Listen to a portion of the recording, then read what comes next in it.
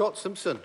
Mr Speaker, as Chairman of the Local Government and Environment Select Committee that shepherded this bill through select committee process to third reading, it gives me great pleasure to stand and rise in this debate this afternoon. Sir, I'm very conscious that I am the first non-Cantabrian to be speaking in this third reading debate. And Sir, as a non-Cantabrian and one who has over the years not had an awful lot to do with Christchurch other than the occasional business visit or a holiday trip, I've had an opportunity to get a real understanding of the destruction, of the tragedy, of the loss, of the heartache that was Christchurch and Canterbury 5 years ago. Because 5 years ago, Sir, that region was a region that was still in emergency mode. It was still a region that was coming to terms with the physical, let alone the emotional and traumatic impacts of the earthquakes that took place 5 years ago. And then, of course, the region moved into a period of recovery, and the SERA legislation was put in place, transitional legislation, important legislation that was designed to ensure that the big decisions that needed to be made quickly and competently were done. And those decisions, by and large, Sir, I think have been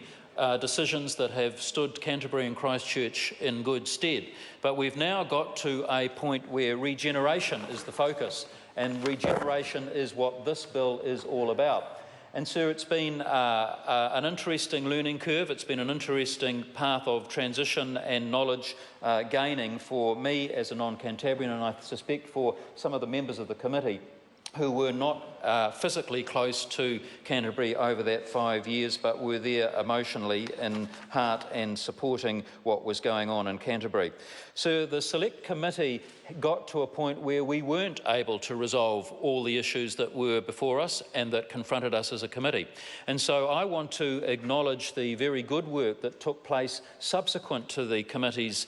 report back to the House, and I want to particularly acknowledge the Honourable Jerry Brownlee for his work in bringing together opposition parties and members, leads from opposition parties, to further work with the Mayor of Christchurch, with ECAN, and with other organisations to ensure that we were able to collectively get to a point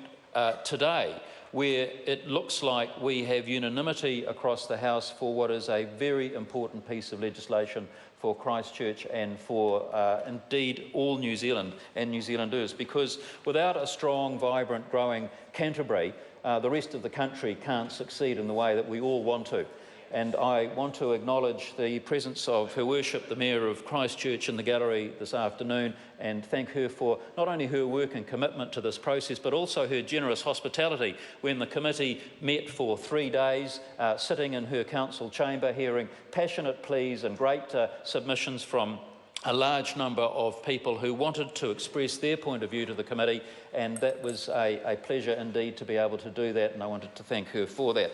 So this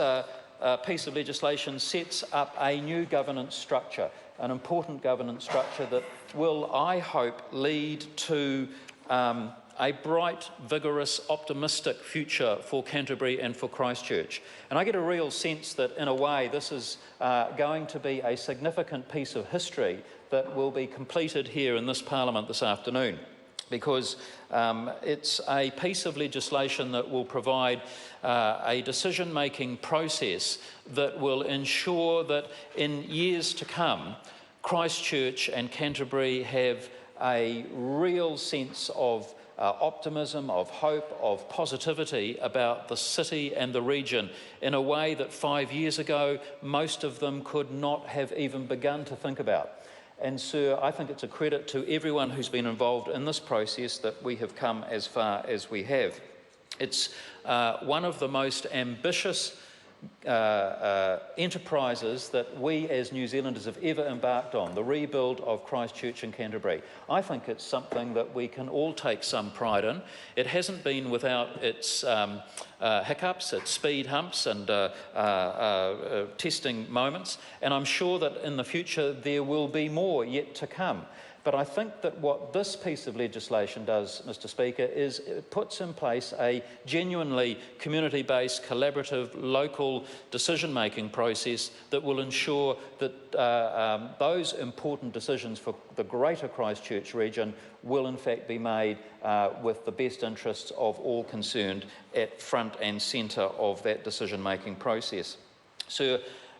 it's a very great privilege to have been part in a small way of this legislative process. I'm looking forward to, in years ahead, visiting Christchurch again regularly to see the progress that continues to be made, and I look forward to, in many years to come, maybe being able to take grandchildren and even great-grandchildren to Christchurch and Canterbury to see the work that has been done as a result of this piece of legislation being passed by the House. I commend it with great pleasure to the House. Speaker. Eugenie Sage.